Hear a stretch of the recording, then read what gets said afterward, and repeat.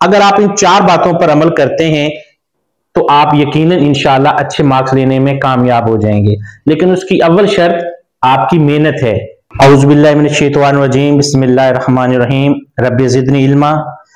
आज बेटा हमारा टॉपिक है कमरा इम्तिहान के अंदर और बाहर कामयाबी की अहम बातें। हम एक सिचुएशन फर्ज करते हैं कि आपकी तरफ किसी एक मेहमान ने आना है और आपने उसका खाना बनाना है। मेहमान जब आपके पास आ रहा है तो आप उसका खाना बनाते हैं ना। फर्ज करें कि किसी दूर के शहर से, लाहौर से आपकी तरफ एक मेहमान आ रहा है और आपको पता है कि जो मेरा मेहमान आ रहा है वो काफी दूर से आ रहा है, मुझसे मिलने आ रहा है, मेरे साथ वो प्यार करता है, मोहब्बत करता है, उसकी मेरे साथ चाहत है, तो आप उसके लिए खाना बनाओगे। अब जब आप खाना पेश करोगे, आपने बड़ी मेहनत से, मुशक्कत से, मोहब्बत से वो खाना तैयार किया। खाना पेश करते वक्त आपके बर्तन अच्छे नहीं है, आपका रवैया अच्छा नहीं है, आप परेशान से हो गए हैं, तो उसको जब आप खाना पेश करोगे, वो खाना खाते हुए क्या अच्छा महसूस करेगा? इसी तरह जो आप बेटा स्टूडेंट हैं, आपने पूरा साल मेहनत की, ठीक है, पूरा साल मेहनत की, आपने पढ़ा लिखा, साथ साथ काम करते आए, लेकिन जब आपका इम्तिहान का दिन आया, आपने इम्तिहान के दिन अच्छे तरीके से अपना इम्तिहान जो है वो नहीं दिया। वो आपकी मेहनत क्या हो गई? सारी जाया हो गई। आपका सारा सामान क्या हो सकता है? मार्कर, पेन, घड़ी, पानी की बोतल, और इसके अलावा जो जरूरी बात है कि वो आप कमरा इम्तिहान में दाखिल होने से पहले वॉशरूम से हो आए। मार्कर, पेन, घड़ी, पानी की बोतल ये आपके साथ मौजूद होनी चाहिए और आपको वक्त पर पहुंचना चाहिए। फर्ज करें कि आपका जो इम्तिहान है कि वो 8:30 बजे शुरू होना है, तो आपको फिर 8:30 बजे कमरा इम्तिहान में दाखिल होना चाहिए। आपको कम से कम कोशिश करनी चाहिए कि मैंने आधा घंटा पहले पहुंचना है, और आधा घंटा पहले पहुंचेंगे, आप पानी पिएंगे, सफर करके आएंगे, थोड़ी देर के लिए सस्ताएंगे, रुकेंगे, ठहरेंगे, वॉशरूम से हो लेंगे, पानी पी लेंगे, और फिर आप कमरा इम्तिहान में 5-10 मिनट पहले दाखिल हो जाएंगे। घड़ी बहुत जरूरी है, क्योंकि आपका जो कमरा इम्तिहान में बैठना है वो घड़ी के साथ साथ आपको कामयाब करवाएगा, क्योंकि हर सवाल आपने टाइम के मुताबिक हल करना है। सवालात हल करने से पहले, क्वेश्चन पेपर पढ़ने से पहले, सबसे पहले क्या करना है? बिस्मिल्लाहिर्रहमानिर्रहीम पढ़ना है। फिर आप नबी करीम खातमुन नबीन सल्लल्लाहु अलैहि वसल्लम पर आपने दुरूद शरीफ पढ़ना है, और फिर उसके बाद आपने अपना एमसीक्यूज वाला जो क्वेश्चन पेपर है वो अपने सामने रख लेना है। एमसीक्यूज आपने जब हल करने हैं तो आपने फौरन अंधाधुंध टिक करने नहीं लग जाना। हर सवाल के नीचे कितने जवाब दिए होते हैं? 4। तो उन 4 को आपने बखूबी पढ़ना है, समझना है कि कहीं गलती से मैं किसी और पर टिक ना कर बैठूं और बाद में पता चले कि भाई ये आंसर नहीं था, आंसर तो इसका ये था, ठीक है।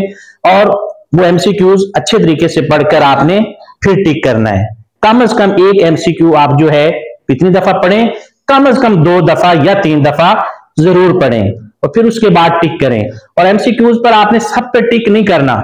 जो आपको डाउटेड है, जो आपको लगता है कि भाई इसका ना आंसर मुझे सही नहीं आता, सही है या नहीं है, आप कंफ्यूज हैं, उस एमसीक्यू को आप फिलहाल छोड़ दें। जो आपको 100% यकीन है कि ये एमसीक्यूज मुझे आते हैं, उन पर आप टिक कर लें। जिनका आपको कंफर्म नहीं है वो छोड़ दें। वो कब करने हैं? वो आपने अपने आखिरी टाइम पे करने हैं, ठीक है। आखिर पे वो 2-3 जो 4 छोड़े होंगे वो आप आखिर पे हल कर सकते हैं। इंशाइया, आपको पता है कि आपको क्वेश्चन पेपर के 2 पार्ट्स होते हैं, एक इंशाइया पार्ट होता है और एक मरूजी वाला हिस्सा होता है, ठीक है। तो इंशाइया जो हिस्सा है उस पर भी बेटा आपने टाइम को जरूर मद्देनजर रखना है। एक सवाल है वो 5 नंबर का है, एक सवाल है वो 7 नंबर का है, और एक सवाल जो है वो फर्ज करें 10 नंबर का है। तो 5 नंबर, 7 नंबर और 10 नंबर, इनमें फर्क है ना।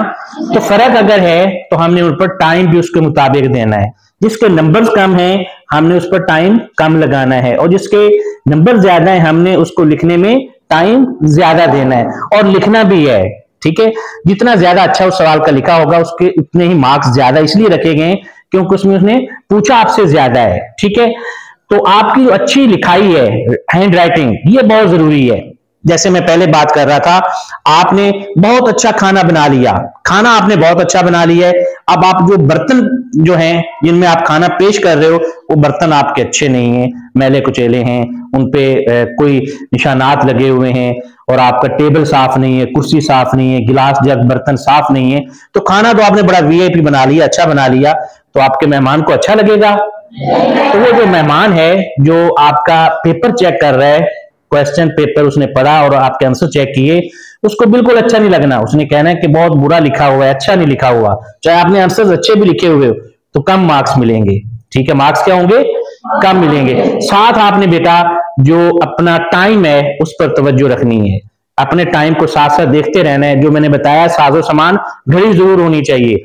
आपको पता है कि मेरा इंशाइया हिस्सा जो है वो टोटल है 1 घंटा 10 मिनट का, और मैंने 5 सवाल हल करने हैं। आपने क्या करना है, उनको तकसीम कर लेना है कि मैंने इस सवाल को नंबर्स के मुताबिक इतना टाइम देना है और इस सवाल को मैंने नंबर्स के मुताबिक इतना टाइम देना है। सवालनामा हल करने के बाद रोल नंबर चेक करना, नाम चेक करना, सारे सवालात दोबारा पढ़ना। सारे सवालात दोबारा पढ़ने का मकसद क्या है कि आपने कोई इमला में गलती तो नहीं की, सवाल कोई और पूछा गया था, आपने जवाब कहीं और तो नहीं दे दिया, या फिर आपने कोई सवाल छोड़ तो नहीं दिया। और अपना रोल नंबर चेक करना, जब पेपर शुरू हुआ था आपने हल करना शुरू किया था, हो सकता है कि जल्दी से आपने अपना रोल नंबर गलत लिख दिया हो। अपनी रोल नंबर स्लिप के मुताबिक अपना रोल नंबर चेक करें, नाम चेक करें, नाम के स्पेलिंग चेक करें, जहां पर आपके सिग्नेचर्स मांगे गए वहां पे अपने साइन चेक करें। ये 3-4 अहम चीजें जो हैं ये जरूर चेक करनी चाहिए। जल्दी नहीं करनी कि मैं पेपर हल कर लिया है तो हाल में सब बच्चों के सामने मैं पहले पेपर दूंगा तो मुझे कहेंगे वाह भी वाह क्या बात है। जब आपको टाइम दिया गया है, मुकम्मल टाइम अपना इस्तेमाल करें।